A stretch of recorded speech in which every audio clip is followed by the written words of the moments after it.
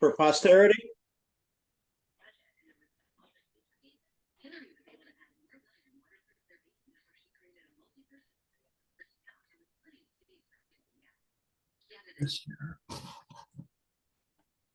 We'll give it a few more minutes. The only one I didn't hear back from was Tim Carrera. Okay. Well, we can send, I'll take a screenshot of everyone who is participating today, and then I'll know to whom I need to send the recording. Okay. And I can send it to everybody if you all want to have it for your records as well. I think that'd be a good idea. Yeah. Okay. I know that not everybody could make it today, but Lisa Plummer had every intention of making it, and then she had the flu and then COVID and now has some other issues. These things that are going around are pretty brutal right now. Yeah. So you've got me in there? No picture, but We do, Dave. How are you? outstanding. Can you put a picture, Dave? No, Yeah. Do you want to start your no, video camera? no, that's fine. You don't want to be seen. I don't want to be seen either, Dave. It's but I don't it's have a choice. obscene. Yeah, but you're the boss lady. No, I am Dick Thompson's assistant. Aha. You're going to come to my house and wash my truck when we're done, right? I'd have to start with my own. Oh, Lord. See, Jim is my hero. He washes his truck every day. Who me? You do, yeah. Yeah, my wife's jealous. I spend more time with my truck than I do with her. So I believe that. Mary says that about my bike. I don't understand men in their trucks. I don't know. I had a truck and I loved my truck. I'm very sad I had to get rid of it.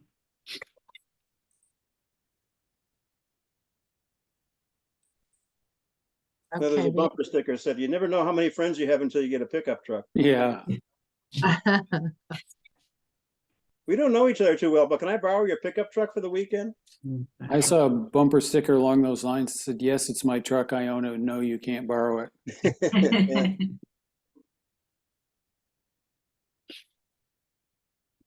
I feel sorry for our boys because they're in their mid-20s and all three of them are big and strong and healthy, and they're on the moving circuit. They help everybody who asks, Hmm. and I won't let them take money.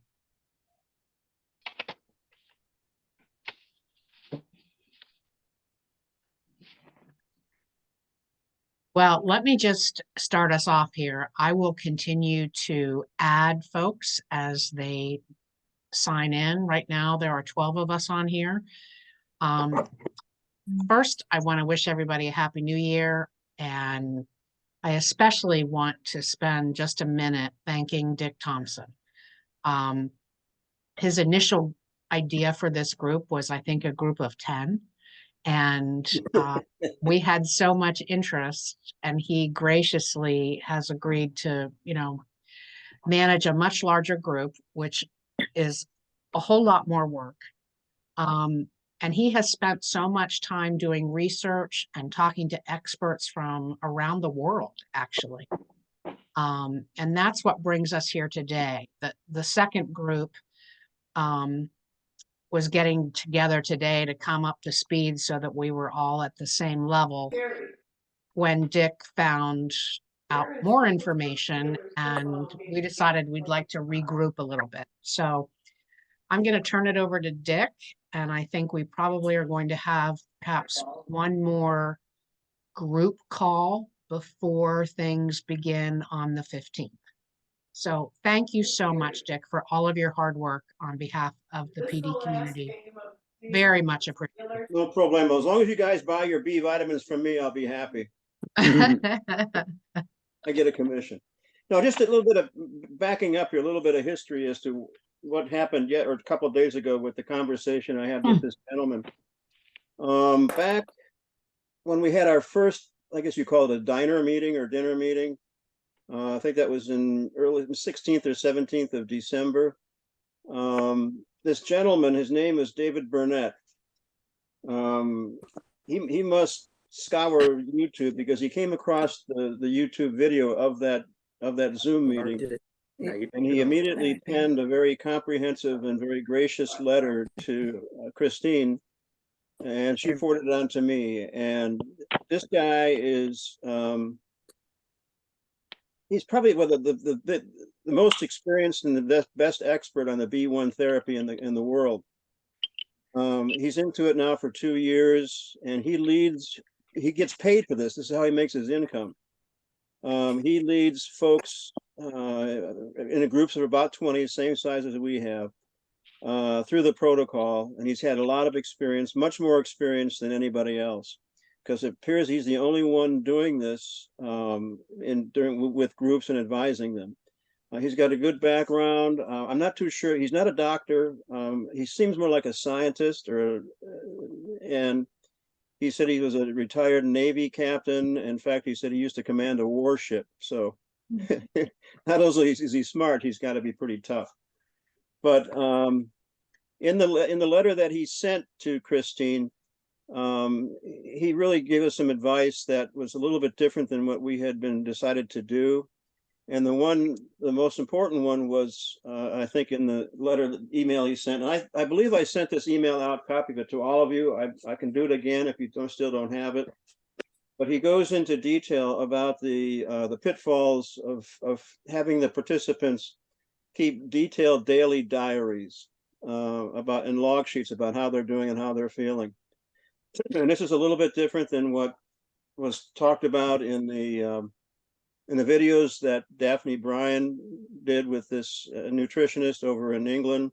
I think his name is Elliot Overton. The fellow David that I spoke with yesterday or 2 days ago, he just said, let the folks do it individually, however they want to do it. Just make sure that maybe once a week log sheet, and to make a note as to what you're feeling, how you're feeling it, and where you're at as far as dosage. But he also goes into on his letter about the issues of distractions in our lives, stressors in our lives, because he found out that no 2 days are alike, and you could be going up and down on this thing, depending upon what else is going on in your life. And so I will definitely resend that email to you all, and just take a good look in there and absorb it. And you can read that and find out why he is recommending a little bit more of a casual approach to keeping the records. As long as they get done and you're comfortable with it, we're good to go. One of the other questions that I asked him before I get into more of the details is that right now he's working with a group of about 20 people spread out between Canada, the United States, and Mexico. He does live in Mexico. It's a dark and dirty job. He's got to do it. He lives in a resort town just outside of Guadalajara. And he was telling me about the nice temperatures they have and the swimming pool and the beaches they have. So he's got a good life down there in Mexico, but he does it all on the internet and via phone work. But this is his second or third group over the last couple of years that he's taken through the protocol. And he's definitely, in my opinion, the most knowledgeable guy about how to approach this. And it's a little bit different than what we've been working and thinking about up until today.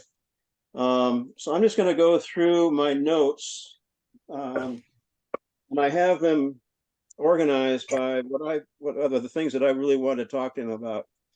For those of you who have read the book or watched several of the videos, oftentimes they bring up the importance of taking a look at your supportive nutrients that will support the B1 protocol. And the two things that we talked about were magnesium as a supplement and a B complex. I think we've already talked about the B complex, and I believe I've recommended that to you. But he highly recommended that we go with what they call a liposonal B complex. And what that is, it's in a special capsule. I believe the capsule's made from olive oil or fish, olive oil, I think he said. And that makes it get through the digestive tract into the lower intestines before it gets it through the stomach without being absorbed, where then it gets into the intestines where it has a much more absorbability or a higher absorption rate. And I've found a couple of them of the B complex liposomes on Amazon, and what I'll do is I will send everybody just a link to those so you can see what they're like. The other thing that we talked about, because I brought it up, was the importance of magnesium. And he said he cannot overemphasize the importance of everybody, supplementing with magnesium in addition to the B1 vitamin. And when I asked him what type, because there's about 6 or 7 different types of B vitamins, or excuse me, magnesium, and he recommended one called, it's made by Natural Vitality, and I'll send you the information on it, and it's called Calm, CALM. I'm very familiar with it. I've been taking that particular supplement of magnesium probably for about 10-15 years. And I find it's easy to take. It's a powder. I take it at bedtime, and I mix it in about 2 to 3 ounces, 4 ounces of hot boiling water. Then I add another 2 ounces just to cool it off. And it's got a nice, pleasant taste. And it's not a pill we have to take. So I think it's the one I would recommend would be that. And the side benefits of it as well is the things that I've taken it for is it helps with sleep management because it relieves the tension in the muscles. And it also helps with constipation, which I think is all a subject that we all are familiar with. So, and it's reasonably, you can buy it any place. You can buy it online. You can buy it at the vitamin shop. I think you can get it at Whole Foods and various different supplement stores. So that's the magnesium and the B vitamin complex, the liposomal, and I'll get this all in an email out to you. Hey, Dick, Hmm? sorry to interrupt, but I know that Ed Dorsey has a question, and so may we let him ask his question? By all means. Hi, Dick, Ed. everyone. The question I have, I think we have 2 objectives here with what we're doing. One is to help us, of course, with our dealing with Parkinson's, but the other objective is to provide information to help support the initiation of a clinical study. Isn't that Right. correct? Yep. And so to me, it makes sense that we're going to have to do some kind of logging that's uniform and consistent across the group in order to provide information to the person who is potentially going to fund, this study. So doesn't that make sense, or am I being excessively focused on that? Based on information that I've heard from now, I can't tell you how many physicians I've met with movement disorder specialists at UPMC and AHN about this. And I think it will be interesting reading material, but I'm not sure it has to be as uniform as you are suggesting, Ed, because there are so many differences in the way we're approaching this than the way it would be done in a research study. And Dara, I don't mean to out you in this. I hope I'm not violating your privacy, but we have a lot of different issues amongst this group. I mean, Dara, if I recall correctly, you are interested in this therapy because you are allergic to carbidopa-levodopa. Yeah. I can't even imagine having PD, not having the gold standard drug available. So your documentation may be very different than others. Well, I will tell you, has anybody done the Pro PD? It's called Pro PD, and I do it from my specialist that I use for kind of a holistic doctor. And you go to propd.com, and you can list like, are your joints hurting? Are you tired? And you can do that regularly to see changes, and it gives you a number at the end, and the number changes with the weeks. And I do it every time I see this doctor, and she can say, yeah, your numbers are up. What's going on with you? So I don't know if that would be something to use because it's already there. Well, Dick, that leads us to maybe for the second group who is joining for the first time, you should talk about the logbook that was presented to us. Well, let me just, again, I'm going to back up too. It's based from my conversation with David. He said that what he has found over the last couple of years is that when it comes to maintaining a very detailed, structured log book or log sheet, he said that everybody who's participating in the book has a different goal or a different objective as to which symptoms they really want to get rid of. And he said some of them may not disappear, some will. And everybody's going to be different and recording differences in how they feel. So I'd like to take just to keep it more of a relaxed, unstructured recording for maybe for the first few weeks for the month and see how we're doing with that.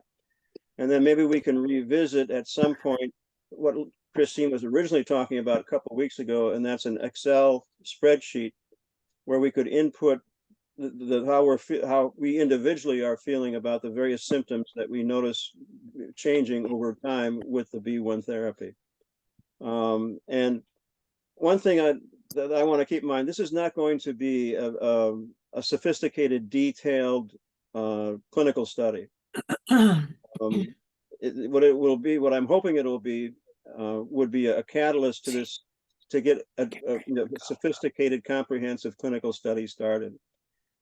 David said that when we get to the point of meeting with this benefactor, he will gladly meet with the benefactor. He will supply all of his data to the benefactor of the groups that he has worked with over the past several years. So what he said was that some people are more anal about keeping records, and some, like me, are very casual. It's just we've got to find a record keeping that, and you have to find a record keeping, a log keeping of what fits you best, so that you record everything that's happening to your body and your mind through the process. Okay.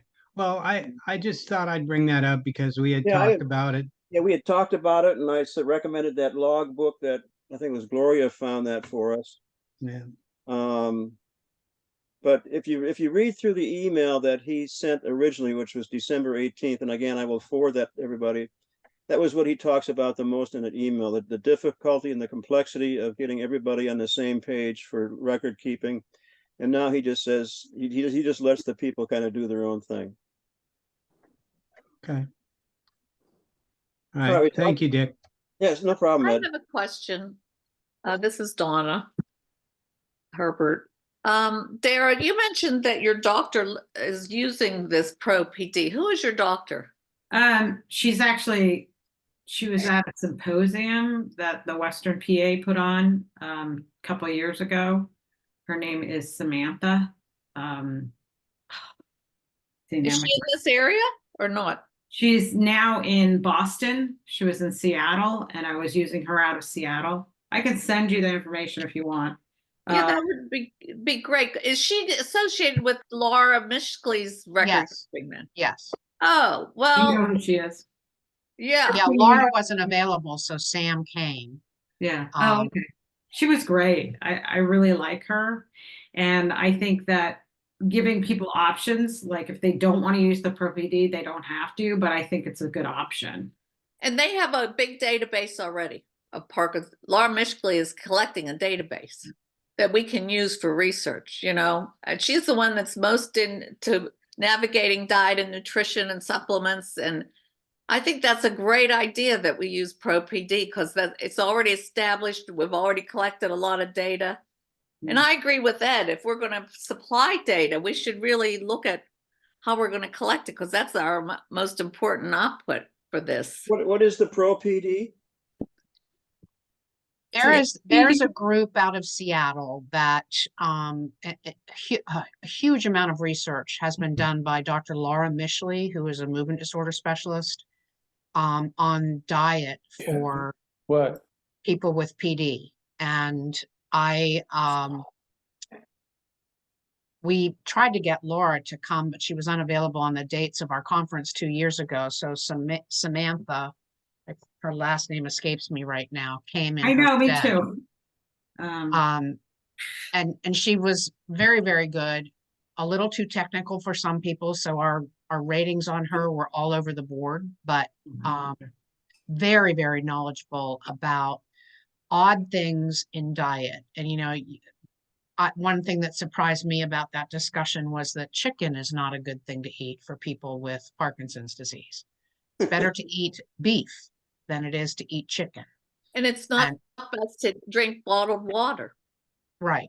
That'd be the microplastics. I mean, she speaks at all of the Parkinson's conferences, World Parkinson's conferences, and has an established track record at studying this. And if we could increase her database, I think it would be great. But that's just, and I agree that with Ed that we should be keeping some kind of consistency. The other thing is to make it automatic, like with that app that I said, Stride. Is it Stride or Strive PD?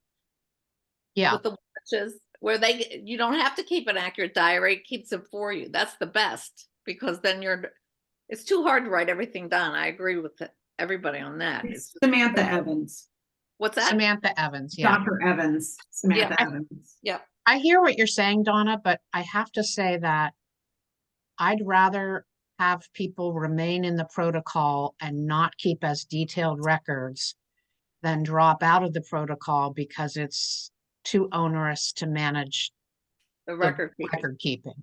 I think you can give people those options and they can just choose to not do it if they don't want to. But what I like about the ProPD, it's so easy to do. You just go down and you move the thing. I'm more like this, I'm more like that.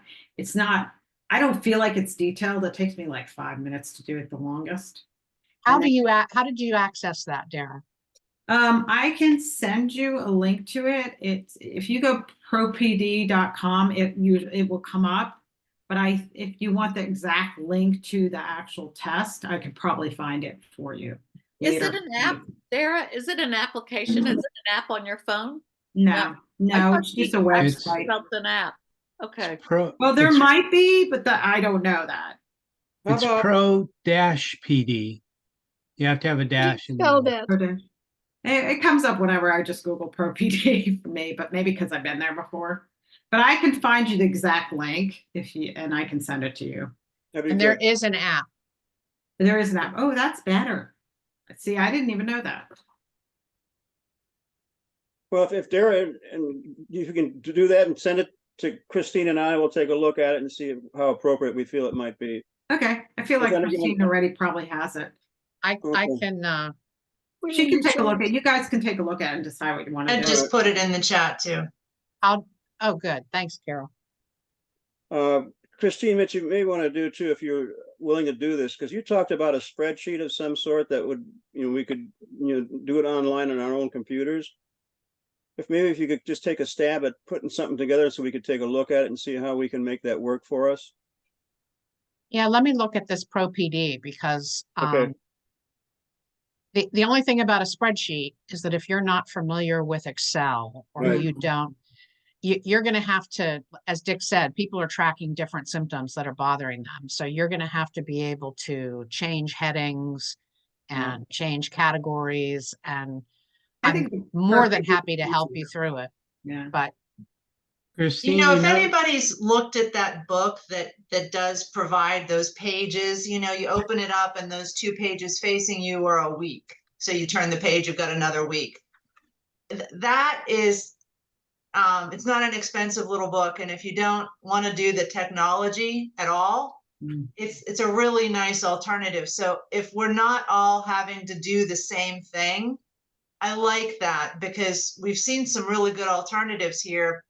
It's just that it limits our ability to have like one person say, okay, let me summarize this for everybody. Like it's the summarizing at the end that we'll have to work through. But I do think the more people can be comfortable with what recording makes sense for them, we'll get more data. And the summarizing is just going to be where we might have a burden of consolidation, but we weren't going to hand anybody all that detail anyway. Here's my book, right.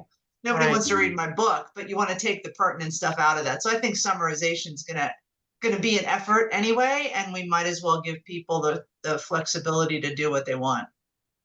Terry, I Mm. know Terry raised her hand with a question. Let's see, yes. If you put this on an Excel, you're gonna lose me. I'm not gonna do that. I'd much rather write. And the previous person, were you talking about the journal? That journal booklet that we're supposed to? log Yeah, book, it's the blue blue. Yeah, I don't have it right here. But Ed does. that's what you're referring to. Right. I got the B1, I got the text, sort of the textbook, and I forgot about the journal, but I'll be getting it. Here it is. Order it Yeah, next. Well, let me speak up for a moment. Two things. One is if somebody wants my journal, you can have it because I can't write very well. And so I'm going to have to keep mine in electronic format. So I'll be glad to pass on the journal to whoever doesn't have it already. That's first. And second, Christine, I can help with moving. If you develop a form in Excel, we can move it into a Word table and save that as a PDF so that people can fill it out more easily, or print it out and fill it out. You know, we can definitely get past the technological challenges of Excel and Word and all that. Okay. taking a look at Daphne's book, the last chapter in that book, if you recall, is she's got the testimonies, and she calls it purely anecdotal.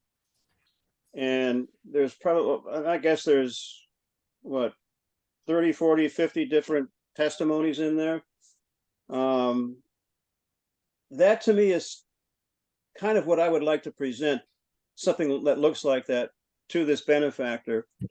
And then combine that with David's more scientific, more professional feedback that he's getting from his clients, and see where that takes us. But I think if we spend some time in the next couple of weeks zeroing in on this between the Pro PD and whatever else we come up with, as long as we have an agreement that this is what we're going to do, maybe by by the end of January or early February. You know, I just want to point out that I am looking at the app for Pro PD, and there's a YouTube video where Lori Mishley explains to you how to use the app. It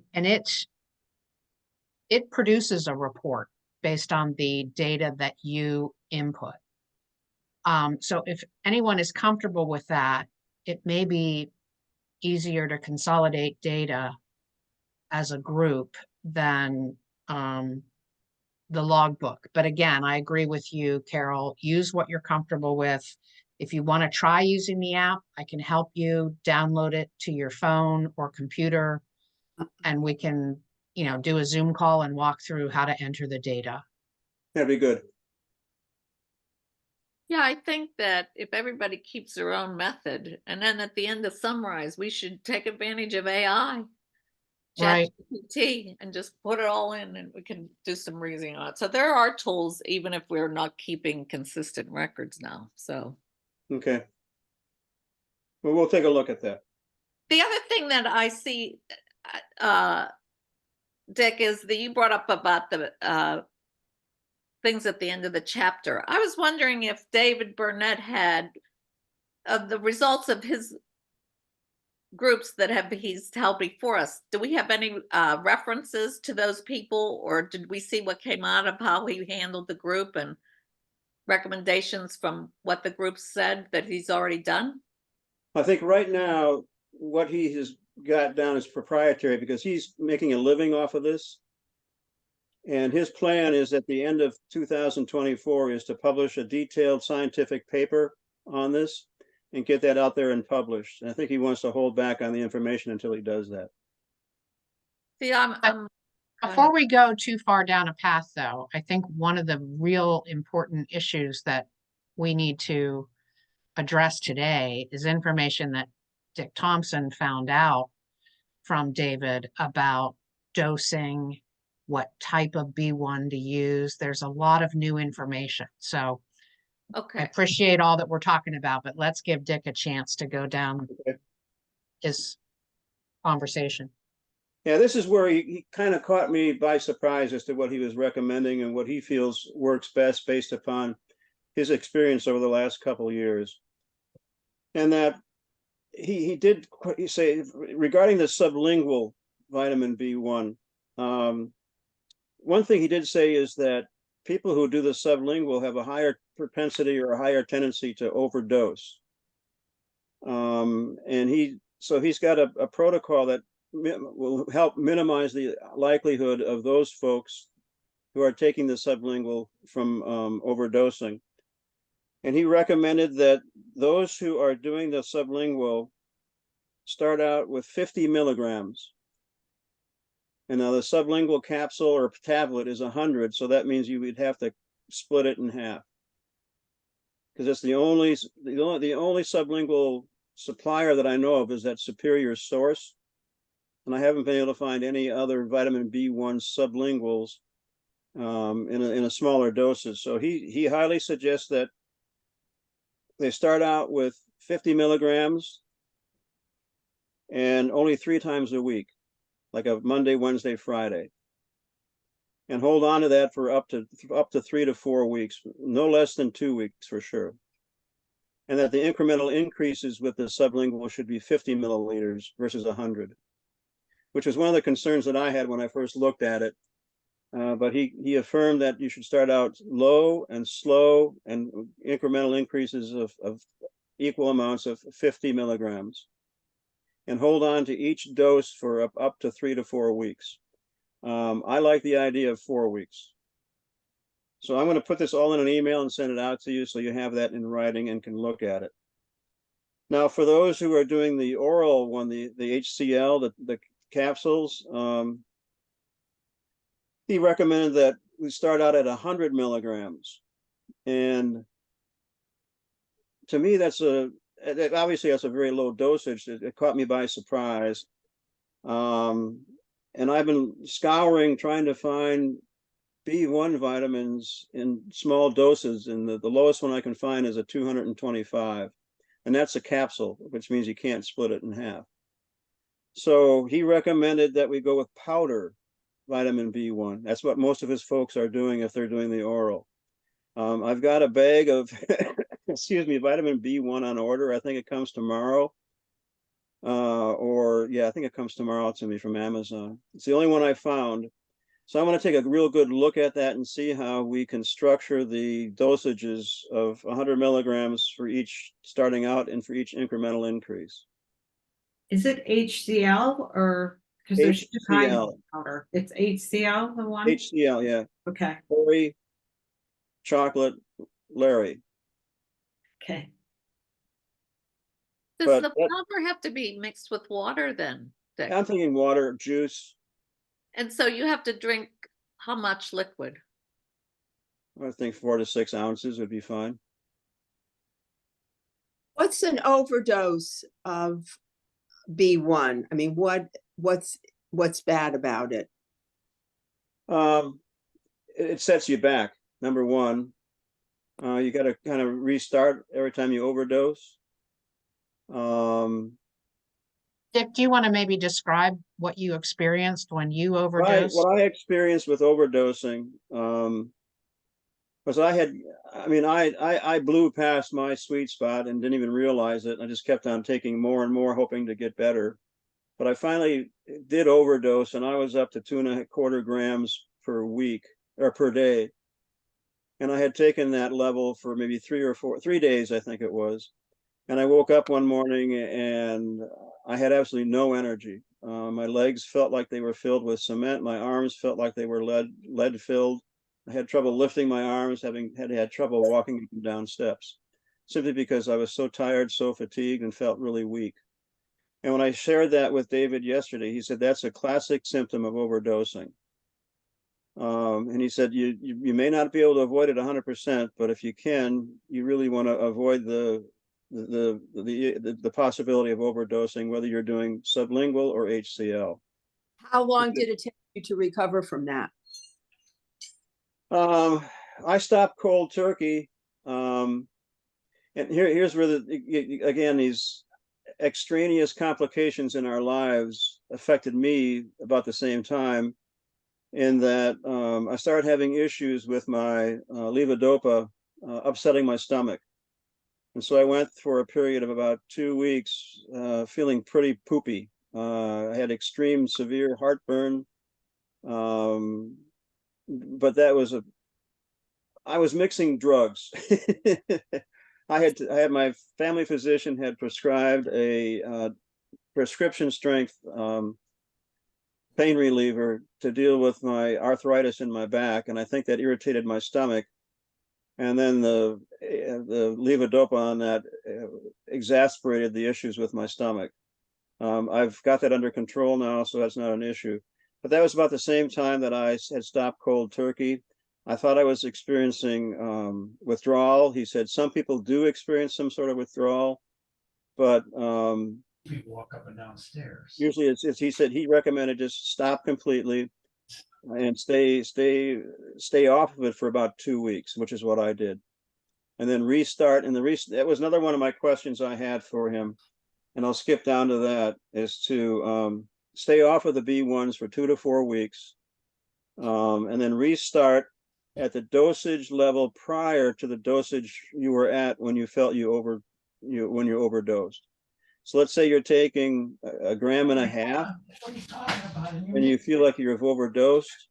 And the dosage before you started the gram and a half was a gram and a quarter. You want to go back to the gram and a quarter one, not to the level that you OD'd at, and then kind of sneak back up on that level and see where it takes you. Dick, would you maybe add a little more detail for those who are hearing from you for the first time, about how you felt, how much better you felt, the changes you noticed, and the fact that you were kind of greedy and wanted to do more? And so how do you stop yourself then, with that knowledge, from getting greedy again? Well, for me, okay, what I experienced, and this was very gradual. Some of the things I noticed myself, but some of the other things was my wife had noticed more so than me. But some of the things that I noticed the most were improved dexterity with my left hand. And that came back without me knowing about it. One of the first things I recognized is that I was able to carry a cup of tea across our living room in my left hand. I was afraid to do that in the past because our carpeting is real light, and even though I've been married for 54 years, my wife still doesn't understand what a slob I am. So I was afraid of spilling tea when I was walking across the living room. All of a sudden, I was carrying my tea mug in my left hand, and it was just smooth as silk to do that. Another thing is that, in fact, I was just starting to do another one. This is a transmitter. It's a transmitter from my heart rate monitor. It goes on my chest, and I use that when I exercise. And it's like a wristwatch on the back. You got these tiny little screws that you have to unloosen to get and replace the battery. I worked on it for one afternoon, and I did it zippity doo dah. And there's no way I would have been able to do that if I had not had it previously, because my tremor would have been so bad. I would have been fumbling all over the place.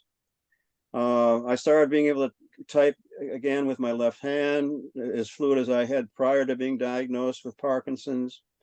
My dry mouth got better, my dry eye got better. But the thing that I noticed the most personally was just an overall general sense of being healthier, stronger, and a better sense of well-being. Things that would normally put me over the edge from an anxiety standpoint didn't bother me at all. I had a very tough summer with some family crisis, and not once did I feel like I was being consumed by an anxiety attack, which was something that I'm very suspect to before I started taking the B1. So it was a lot of different areas where I just felt better.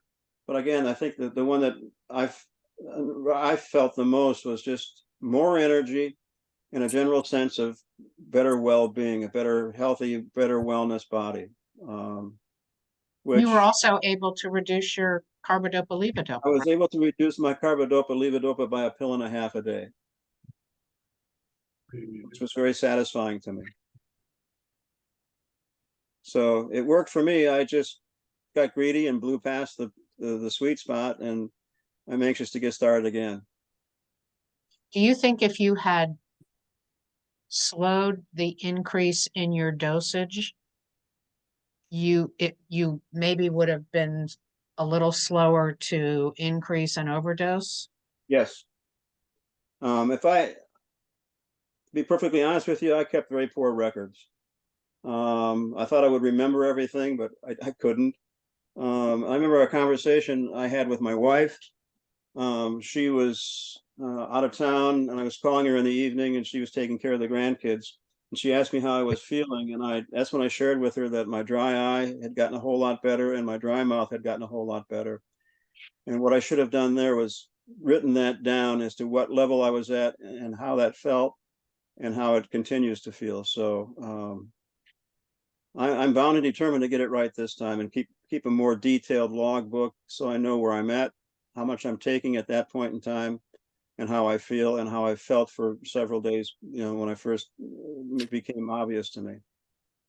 So How did I you have a- know how to, oh, okay. How did you know how to reduce cinnamon? Pardon me? How did you know how to cut back on levodopa? Because that's really important for your symptoms as well as taking B1, the relationship between them. Just experimenting. So you just went longer between pills, or I've since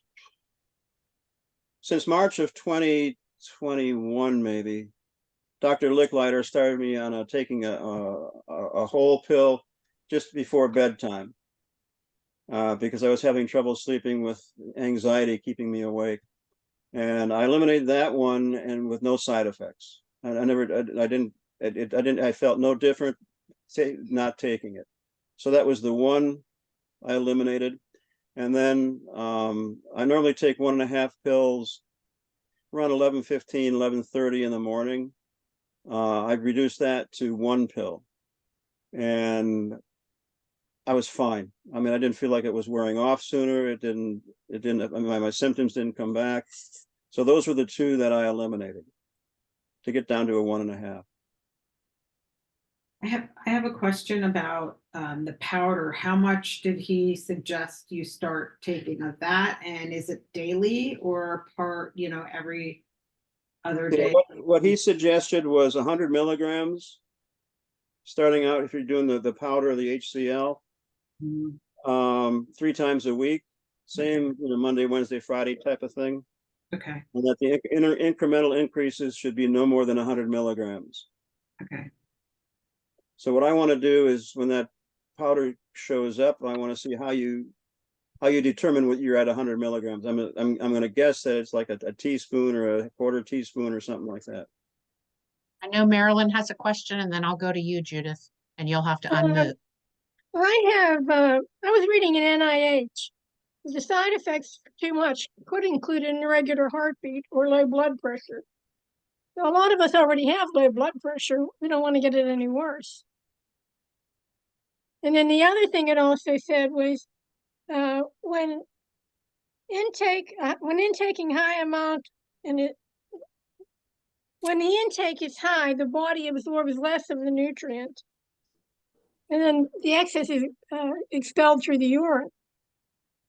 So would that affect? How would that be an effect? What? They said, were they indicating how much of an is an overdose? They say 1.1 for men or 1.2 for women is what they should be taking. 1.1 gram? It didn't say, it just said 1.1 and 1.2. That was another thing that I found that I just wasn't quite sure of. And I wanted to read more, but I was getting too late. I had to. Well, in the video, and again, I will send out his videos to everybody again, but there's a video A and a video B. In the video A, he goes into quite a bit of detail about vitamin, just simply about vitamin B1. And one thing he drove home was that the recommended daily allowance for vitamin B1 is less than a milligram, or it's maybe just slightly over a milligram. And he said that was established 80 years ago, and the NIH is still sticking with those levels. He said that was in the day when we ate better, when our foods were more nutrient. And he said, you know, there's just no way that our foods are as nutrient dense as they were 80 years ago. And in all my readings about overdosing with vitamin B1 for this protocol, there was no mention of anything about heart, blood pressure, or what was the other one, Marilyn? Blood pressure and They said low blood pressure, low blood pressure. erratic heartbeat, cardiac problems. Okay, that's the first time I've heard that, to be perfectly honest with you. He made no mention of that yesterday or 2 days ago when I spoke with him. And I can tell you that every neurologist I've spoken to continues to say be careful in how you increase your dosages so that you don't overdose, but it's water soluble. Any excess is voided from your body, and there isn't really, no one's ever mentioned the cardiac issues to me, Marilyn. I think the key thing is, listen to what your body's telling you. And as soon as you start feeling your symptoms are getting worse, stop taking the vitamin B1. Judith, you're up, and then Terry, you're next. Thank you. Hi, Dick. I wanted to ask you about your dosage. You mentioned that you were up to 1,000 milligrams, you mentioned it 1 gram. Right. That's 1,000 milligrams. Were Right. you taking that every day? Yep. When you overdosed? 2,025 milligrams. Oh. 2 grams. Yeah, the B1 I was taking at that time had a strength of 250 milligrams per capsule. I see. And so you were taking what, 4 capsules, 5 capsules? 10. 10 a day. Yeah. Well, very interesting. I'm glad to see that you're still with us. Just joking. I have another, and I just wanted to ask you this about the study. I've been thinking about this since I joined up for this study, and I do think that it's extremely important for logging. That's just my opinion as an old nurse. You got to document somewhere. And I do believe that, I know people are not Excel friendly or computer friendly, but I do believe that it's extremely important for us to come up with some sort of a form that everyone can use the same thing so that we can obtain data and see who's suffering from what and what's happening. Are they getting worse? Are they getting better with the B1? I also think that we should start out at point A with your original symptoms and what took you to the doctor in the first place, what medicines you're taking, how often. I really believe that that's extremely important, and I would volunteer to perhaps help put something together if you decide to go that route. So that's me. Thank you. Judith, have you seen the book that we were referring to? I haven't received. Oh, you just muted yourself. You're muted. I haven't, actually, that's on my list of things to do today. I have been extraordinarily busy. It's a long story. I won't go into it.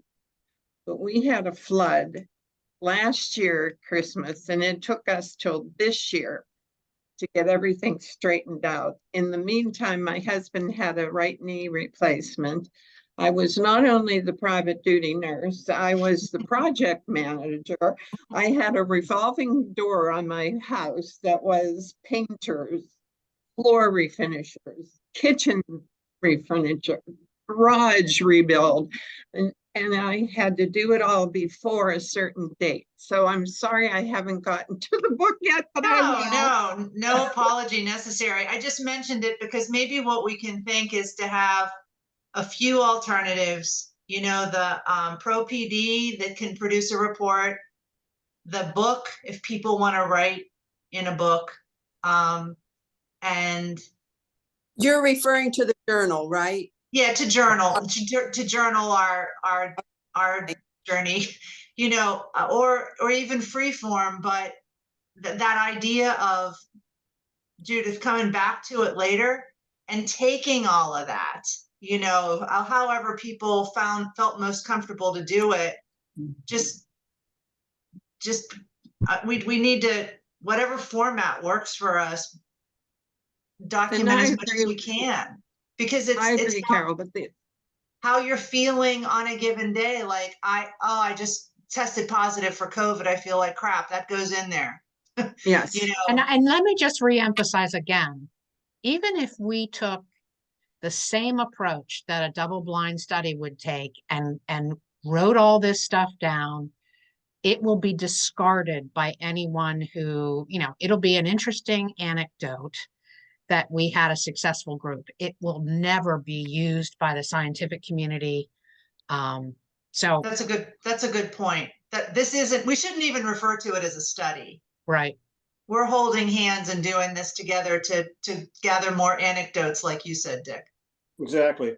So you don't think that, I'm I'm not sorry. diminishing the importance of keeping a logbook. In fact, I think that's vital and very critical, not only for the purpose of this project, but for the purpose of our own individual journey for this, so we know where we're at, what we need to be taking to feel better than what we have in the past. But again, he strove. So he just said some people just have the knack for keeping detailed log sheets, and some people just, you know, they do the best they possibly can.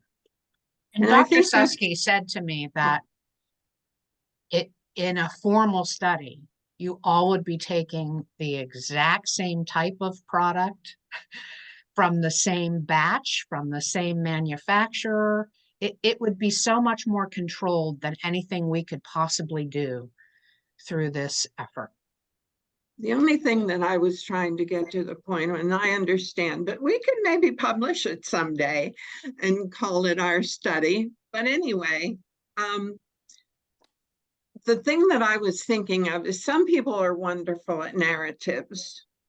But if I'm reading your narrative and I need to pull out certain things, like if you've improved or if you haven't improved, if your medication dosage has changed, you know, that kind of thing is more what I was on the path of. No matter how you write it, if you write your own narrative, but we also had something that said, rate your pain level today or rate it tomorrow, and where is it? And those things can frequently be one-word answers. They don't need to be narratives. And so I think my point is, in order to get some sort of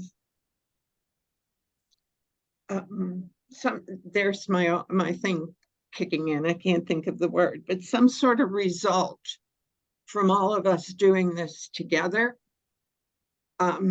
I think it would be beneficial if we could compare notes by using some sort of a standardized form or questionnaire. That's all. And I would be happy to participate in that if you need people, or if you're just going to use something that's out there. How about if, Christine, can you take the lead on trying to find something and putting it together, and maybe Judith can help you with that, or other volunteers? Yeah, I think maybe what we can do, and I'll work with you, Judith, is to put together a post survey. And we'll come up with uniform questions from that. And you use your individual logbooks or data sheets to answer the questions that we pose at the end, so that we have one collective response from the group. Yes, that we can draw a conclusion. I And think Donna, that, you're up next with a question. thank you. I was, Well, Terry, you want to go? Oops, Terry, I'm sorry, you were next. yes. Apologize. So a couple of things, unless with wanting to be consistent with our notes, maybe, and you may have said it, maybe we could have a couple of questions. I haven't seen the journal, so I don't know what the journal looks like, but so take that piece of information, but that we have a couple of questions that we all answer, like the rate of the, how would you rate your pain or improvement? Just a couple of things so that those questions have been answered over time and we can have a summary of it, if that's helpful. One thing I liked about the logbook is that it encourages you to, and Dara, please weigh in if PD, whatever it's called, does this as well, but it asks you to talk about how you're feeling that day, in addition to just, Okay. do you have a cold? Do you have, are you suffering from the flu? And, kind of to the point that others were making, this is not a linear progression upward. You're going to have good days, bad days. The overall trend should be that upward trajectory, but Okay. I have another point that I wanted to ask. Go ahead. Yeah, the other, well, or just to mention, I'm newly diagnosed with Parkinson's. It's been a little more than a year, maybe a year and a half. And when I look at it, I was diagnosed a year ago, this past December. I'm not taking any medication for it because it's my understanding it doesn't stop the progression. It'll help with the symptoms. So do you have to be on the Cinemed to take? Okay. That's in fact, I think it's better that we have a wide variety of people, both in terms of the amount of meds they take, their length of time in the disease, their progression. That's all good stuff. okay. Terry, I'll mention just quickly is that I do take a lot of supplements. I mean, and that should be documented in your logbook. Okay. I will eventually put it in. All right. Terry, if you're interested in doing other studies, they're at UPMC, I think they're doing an exercise study. But since you haven't been diagnosed over 2 years and you're not taking any medication, you're perfect for it. It's the SPARK study. Okay. How do I? I will send you information, Terry. Get you in touch with Sherry. Good. Thanks for saying that, Dara. Okay. Christine, I just got a text message from Jim Steele. He must have been contacted by Paul DiPola. Paul's having a tough time getting in. Is he still out there waiting to try to get in? Hold on, I don't see anybody in the waiting room. Okay. I saw his name pop up in a window earlier. He was here for a while. Yeah. Jim was here. Jim's gone too. So. Well, Jim had to leave at 2:30. He told me. All right, let's just back up here then. We talked about the initial starting dose and incremental increases, both for the sublingual and the HCl, the oral version. And I'm going to I will confirm all this in an email to you all, so you have it to take a look at. One thing he did mention was that people who have been living with Parkinson's long term are probably going to see less results, or the B1 therapy will be a little bit less effective for them. So that's something to keep in mind. But he said they will see improvements.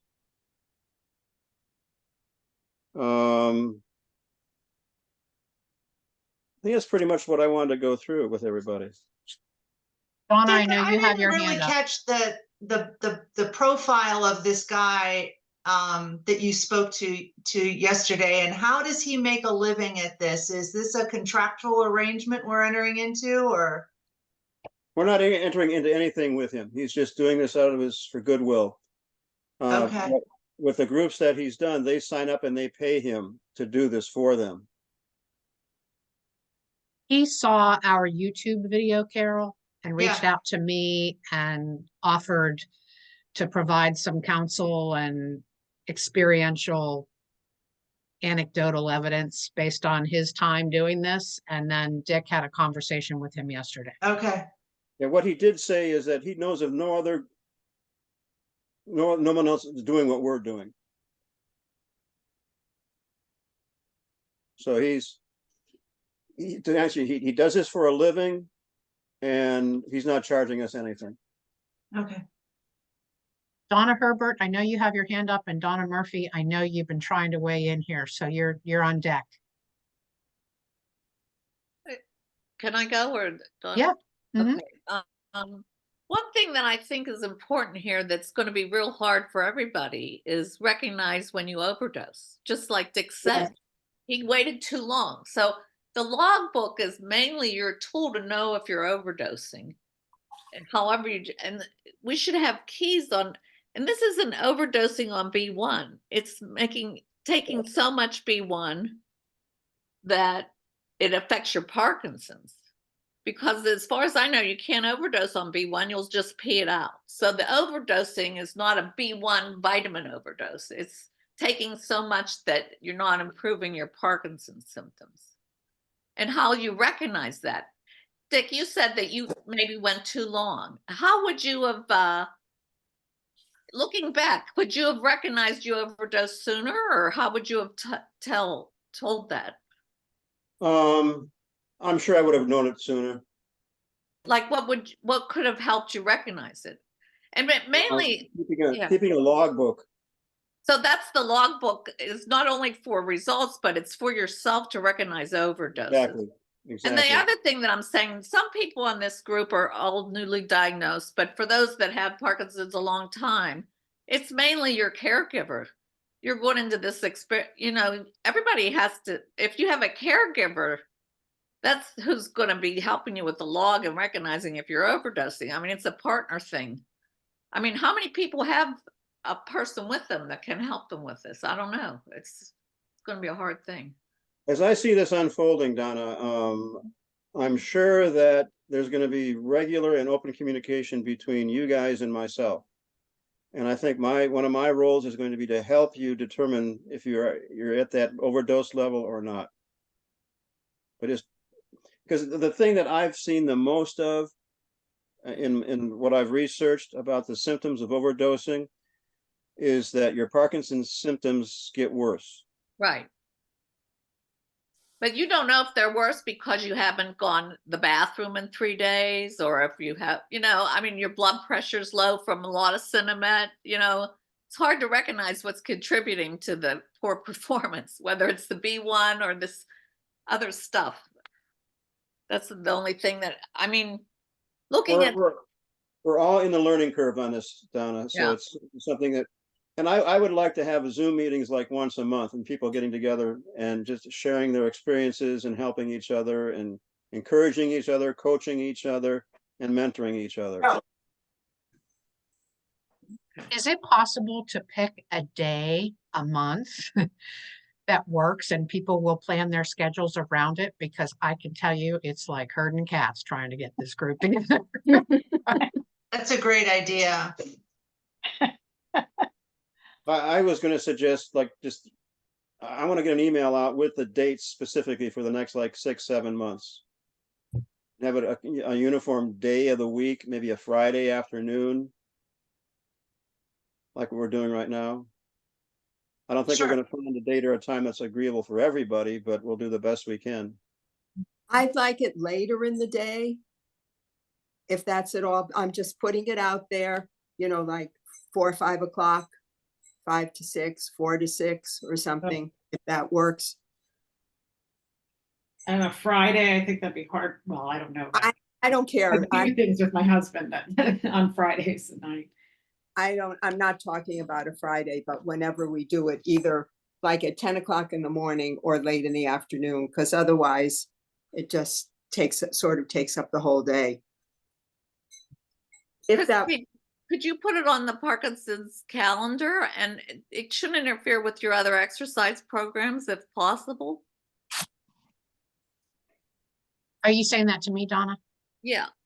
Could we Um, do that? Let me tell you why I'm hesitant to put it on the calendar. You know, Dick is graciously managing a much larger group than he originally intended. And I don't want, I'm continuing to get outreach from folks who'd like to join. And I just can't ask Dick to go back to square one with individuals one by one. And if we put that on our calendar, More people. people are Oh. going to click on it and want to join. You know, one thing I want you all to be thinking about is that I'm pretty confident that we're all going to see beneficial results from this, because everything that I've studied, everything I've read, and everybody I've talked to, everybody gets a benefit from this in diminishing the severity or the nature of their symptoms. And you know, the ultimate goal of this is to put a report together that we can put in front of a benefactor that convinces this individual to work going forward with the funding, helping fund a detailed clinical study. But I also see it as an opportunity for us as individuals, for those of you who would like to do this or are willing to do this, would be to, once we've completed this, our phase of this, would be to reach out to the Parkinson's community here in Western Pennsylvania, and that each and every one of us would mentor 1 to 2 people going forward, kind of a ped forward type of thing. Come, you know, early 2025, where say there's a dozen of us that are willing to be mentors and help others start this and get through it. Say if each of us take 2 people, you know, the geometric progression is that over a period of time, you're going to have hundreds of people having success stories with the B1, irrespective of what comes out of a detailed clinical study. So that's one of the goals I have, but it's just, I'm not going to worry about it until we get closer to when we're all experiencing good benefits from the protocol. Donna We had Murphy, talked I'm about, going to ask, oops, sorry. we had talked about starting this mid-January, so but if we get back together a month from now in February, we should all be expecting to be talking about our progress so far? That's the hope. Okay, so Let me next just couple do of a weeks we quick should poll. start. How many on here, show of hands, is Monday a better day? Does Monday work for you? Wait a minute. I can't find okay, I'll do that. Have to do that. That's when I do my boxing, but that's only an hour, so I'm sure I can work around Okay, it. so I can't see Mary Jo, Dave, or Sally. How about Tuesdays? No. Mm-mm. How about Wednesdays? Thursdays? It depends on which one. Friday? So Monday Right. appears to be the best day. Where I'm concerned, if I know a date that I have something, I just make my appointments around it. And the only thing I know is appointments. It would keep me from any particular day. Any day Yeah, is I mean, we're good. talking 1 day a month. If there's any way that Yeah. you can miss one event for 1 day in a month and hold that time period, if we did it on a Monday, is morning better or afternoon better? Morning. for me. Mhm. Morning. Okay. I like morning. I'd have to do late morning. Yeah, me too. Like 11? Yeah. Sure. Perfect. Okay. Again, you're going to have to make some sacrifices to hear the feedback, but we're never going to find a time that works for everyone. So 1 day a month. Are you gonna try to get the whole group together? This late Yes. group and the early group? So it'd be 1 Monday a month, 1 Monday morning a month. Okay. Make it, And I will put out a calendar with 1 Monday a month between now and the end of the year. okay, Awesome. We'll can be all I, set. I just. Actually, Dick, why don't you let me do that and I will embed the Zoom Fine. call and with the dates and you can just add it to your calendar. Sounds like a plan. So when are we exactly, when do we start taking B1? Is there a day that you want us to start it or? I think we had targeted January 15th. Okay, and we're just gonna do that on our own. We all start. Start moving on January 15th. And you'll send out the link to all the vitamins you suggested. Yep. With the dosing. Yep. Okay, and make sure I'm on that email, I Christine. can do that. Absolutely. That sounds I was thinking of taking the sublingual. I mean, I have it. And I was thinking that because it's supposed to be extremely bitter. Someone at one of the, Right. and I thought, well, I'll just swallow it then. But I don't know. No, That defeats the purpose of taking it sublingually. Because when you take it orally and swallow it, it's still going to go through your digestive tract and it dilutes the strength of it. It kind of destroys the bioavailability of it. Whereas the sublingual, if you let it dissolve underneath your tongue, Yeah, I know what it does. it goes right into the bloodstream. It's so short-term bitter. It's not that big of a deal. All right, have you taken the sublingual? Yeah. Mhm. Okay, all right. But you have to cut it in half because I don't think they make it in 50. You know, That was my question. Can you cut it in half? Yeah, you can. It kind of crumbles, but you can. Okay, okay. And Donna Murphy, you have been patiently waiting. It's just a curiosity thing with me. I know that Dr. Constantini was the originator of all this. What made him think that B1 was going to work as opposed to maybe B12 or one of the other? What made him start with B1? I don't know. All I do know is what I've read is that he had been treating people for other diseases with B1 and seeing results. All that were neurologically, the neurological factor was common amongst them. So it was more or less just an experiment on his part to get it going and trying the B1. And you got to remember that most of his patients receive the injections, which is not available or practical for us to do. So I think he was just being a curious doctor. He was more of a scientist on that than anything else. And he said, well, let's give this a try. And he saw positive results. You know what, Donna? I saw on the internet when I was looking things up, if you just Google B1, it'll give you what B1 actually does for your system. And I can see where he would start it from just what he's saying that B1 actually does. Okay, that makes sense. I thought I wrote it down, but I didn't. The theory that David Burnett works on is that, and it's in that video A of his 2 videos that he sent us, there's a detailed explanation of the effect of vitamin B1 on the brain and why it works. And he said to me 2 days ago is that, let me just read it. He said, B1 has nothing to do with Parkinson's disease, the effect of it. He said, it has to do with the cells that support the brain functions. And once those cells get more energy at the cellular level, they can perform better and help the brain do better in the job that it's supposed to do. And he had that in that video A of his, he's got that little like freight train where you add this, you add that, you add this, and you get to this point. So his objective and his theory is that the B1 helps provide energy to the brain at the cellular level, which helps the brain function better to overcome the symptoms of Parkinson's. It's not going to cure Parkinson's. It'll just buffer the symptoms. Thank you. And that's, he goes into a fair amount of detail on that in that video A that I will resend to everybody. Are there people on this call that have tried this besides you? I don't know. I thought there was one person. Is that what she's asking? You're asking, Donna? Yes. Yeah, I thought you had.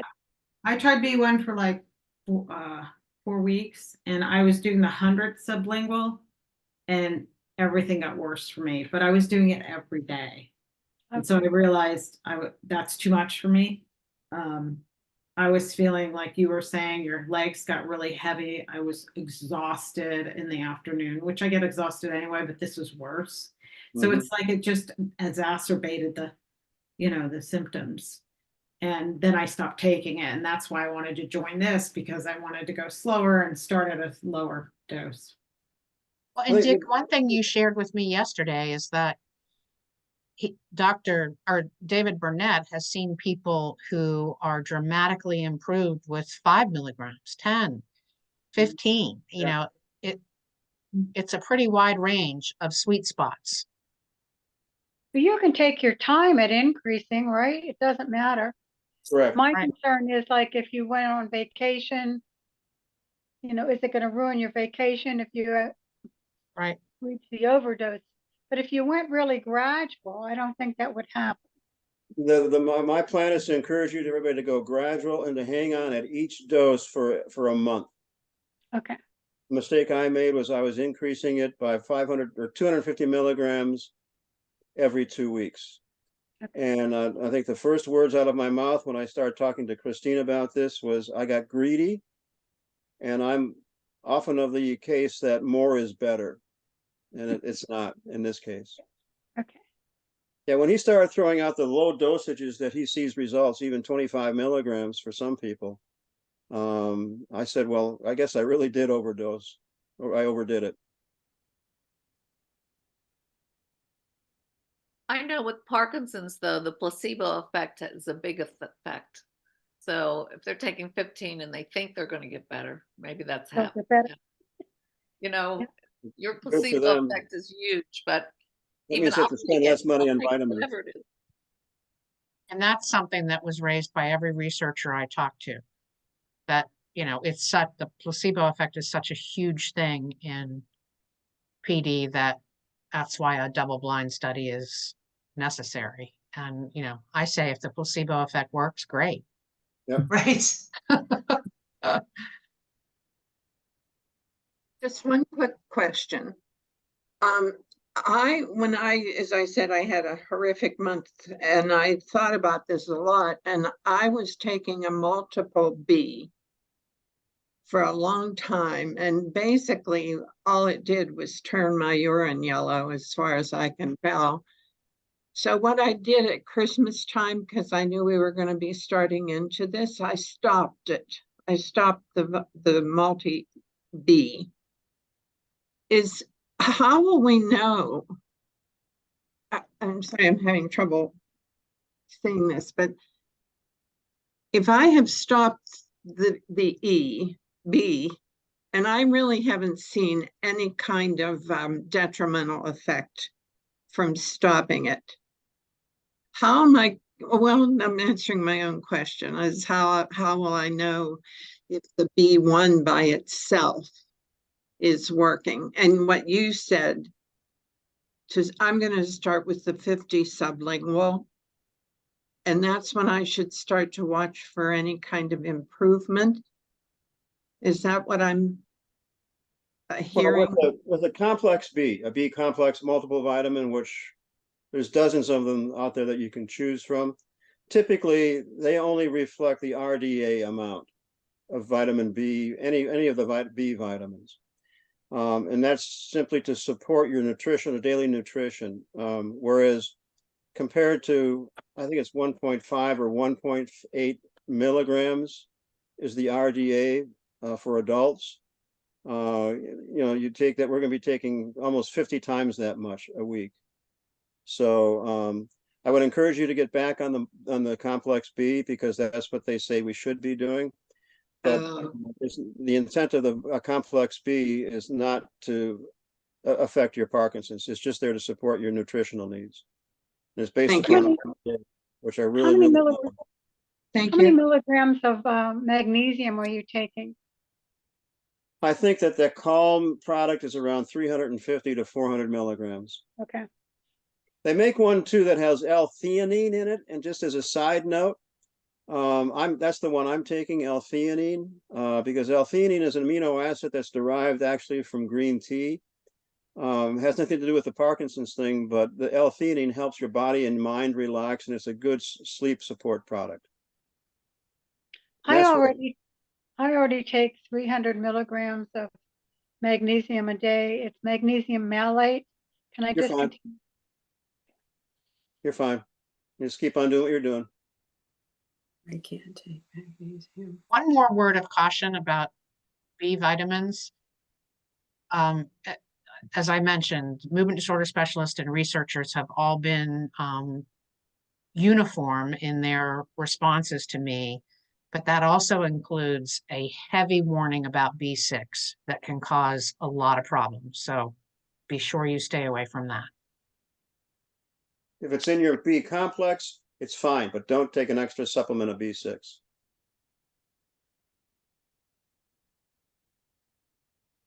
If you take a multivitamin, Do I? if you take a multivitamin and a B complex, I mean, do you have to worry about the amount of B and magnesium and all? I don't know. A lot of people take a multivitamin besides B. I take a multi every day, a liquid multi, and I only take half the Does it have recommended B in dosage. it? It has, but it's a small amount. So you don't I have to only worry take- I about only that. take half the recommended dosage of my liquid vitamin. But Christine, that was something that you had warned about before, and that very thing, to see if B6 is in anything else you're taking unawares. Yeah.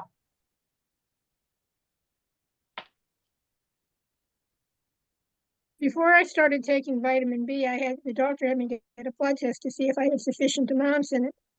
And even though I did, she recommended the B12 or the B complex. I was thinking of doing that, just going to my PCP and asking to do a blood panel before I start this. So there's just some baseline of what my numbers were. I'm not taking it because of a deficiency, but it might just be, you can't decide to do that later. So I might do that before I start. I take B12 and it was the strangest thing. I went to my PCP and, we're going through everything and he said, anything else? And I said, you're going to think I'm a nutcase, but my mouth is burning. Like, it's almost like I had New York style pizza and burned the crap out of my mouth and it's burning every day, but I haven't had that. And he said, take B12. And within days it was gone. Oh, that's a I- funny thing. I have a burning tongue. That's B12 will help you. I have, I'm taking what's called B Supreme. Okay. And there is B1 in it, B2, B3, and B6, 50 milligrams Of B6. of B6. That's a lot. That seems like a lot. That is a lot. And Who then makes that? Who makes that? Terry? Murray Avenue Apothecary. Okay. It's do you live in Pittsburgh? Yes. Okay, do you know what I'm talking about? Yeah. Oh, okay. All right. It's a small pharmacy and she makes it. But what do you think I should do about all of this B6? And there is no B12 in it. Huh. Well, I'm almost done. I don't have an opinion on that. I mean, most B vitamins are perfectly safe because they are water soluble. I'm sorry, say that again. To me, B vitamins are perfectly safe because they are because water soluble. Soluble. Obviously, like anything else, some people will react differently to them. But generally speaking, B vitamins, you're going to pee out, sweat out, breathe out what your body doesn't need at any particular point in time. Okay, there is B12 in it, 250 milligrams. Those are all higher than the RDAs, which is fine. What? Those are all higher than the RDAs. Right, yes. But you're still fine. Okay, so just so you know, Terry, I'm looking up the NIH recommended dietary allowances, and for people over 51 years of age, female, it's 1.5 milligrams. 1.5 for B1. For B6, sorry. For B6. And you say you're taking 50? 50. I'm open to some thought about this. I would stop that. Be supreme. Is Dick gonna send us an idea of a B complex to take? Yes, yes. Okay. Okay, so I should, well, that's good. I only have 3 more. I'll probably take them and then stop before I take anything else. So you take a B12 and it helped your burning mouth? Unbelievably so. Okay, there is B12 in here. It's 250 milligrams. I think I take more than that. I think I take either 500 or 1,000. Okay, and it's just B12. It's not. Just B12. Okay, all right. Because I'd I've be- this burning tongue for years, and sometimes it's worse than it is other times. Isn't But- it annoying? I'd be interested in if people that take pre and probiotics with this, because I recently came across a thing on a pre and probiotics with butyrate in it, and it solves all the problems with heartburn and all this stuff. But I'd just be curious on, besides the B1 you're taking, what other I don't know, could we generate a list of the people in the group of what supplements you're taking so we can have it to reference? Could we publish that? Yeah, well, I think it's an important thing. And Dara, correct me if I'm wrong, but I feel that Sam Evans was very much against probiotics. Yeah, and I don't remember why that is, honestly. I started taking them for a while and then I realized I shouldn't. And I did some other reading and it said Well, that didn't too, the and I don't know why probiotics- that is. You'd have to look it up. But I take 5,000 B12. 5,000. Were you B12 deficient, Dara? Samantha said that with Parkinson's people that she sees that B12, they need a lot more. And so I started getting shots and it went way up there and they said, it's fine. It's not, you're not going to have a bad reaction because it doesn't, it's not a bad B. You could take a lot of it. So I stopped taking the shots, but I take that. And it did help with fatigue. I was tired all the time. I was getting where I had to lay on the floor all of a sudden, and I don't do that anymore. And I think that's the B12. Dara, I think I know you from somewhere. Were you a fitness instructor? Yes. I know you. Okay. I want to get your phone number. Okay. I remember taking classes from you. It was a long time. That was a long time ago. I know. Where'd you teach? I taught at Health Tracks. I taught at the JCC before that. I taught spinning and balance ball. Okay. So you're ahead of the game, Dara. You're doing all your exercises, right? Well, I've That was my profession for 30 some years. I know, you guys. So that's good. Okay. I don't know. Do you think it would be valuable for us to get a little background on each member of the group and then we can better assist each other? I don't know if we want to publish that. I could maybe put a. I can, if you want to send information to me about the supplements that you take, Okay. and in that email, let me know if you are okay with your name being published or not. And I will create a fun pseudonym for you and share it with the group. I think that would be easier for us to discuss them with each other to help each other because knowing what all we take, but. If it's not helpful, is it worth, I don't know if what I'm taking is helpful. I mean, people suggested it to me that I trusted and now I'm taking it. And is it making any difference with the Parkinson's? I have no idea. But we're also individual with it. That's the thing. And I think it's Yeah. trial and error. Yep. Well, and again, back to the brands, you have no idea if what you're taking is actually the supplement that is on the label of that bottle. Yeah. Well, on some supplement companies, they do that, so got to watch out for proprietary blends. And that's what this B Supreme is a proprietary blend. Right, you don't want to do proprietary blends. It does say, it does have listed what's in it though. Well, they all do, but that doesn't mean that's what's in it. Okay, It may be There's in there, no but not regulation enough. whatsoever. It may be Okay. in your tablet, your supplement, or it Disadvantages may of not be at a probiotics. level that the efficacy is doing you any good. According to National But Center it for looks good on the label. Health, National Institutes of Health. Okay? We good? Anybody else? Okay, guys, I will send out a recording of this video to everyone in the group. A Zoom invitation with the dates, the once a month dates that we will be meeting on a Monday at 11 a.m. that you can plan your schedules around.